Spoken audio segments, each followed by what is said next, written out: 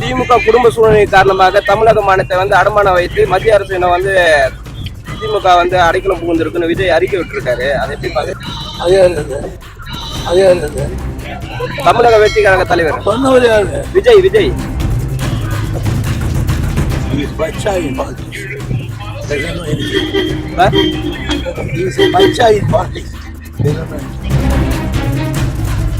திமுக குடும்ப சூழ்நிலை காரணமாக தமிழக மாநிலத்தை வந்து அடமானம் வைத்து மத்திய அரசு திமுக வந்து அடைக்கலம் புகுந்திருக்குன்னு விஜய் அறிக்கை விட்டுருக்காரு. அதை எப்படி பாருங்க? தமிழக வெற்றி கழக தலைவர் சொன்னவர் யாரு? விஜய். விஜய்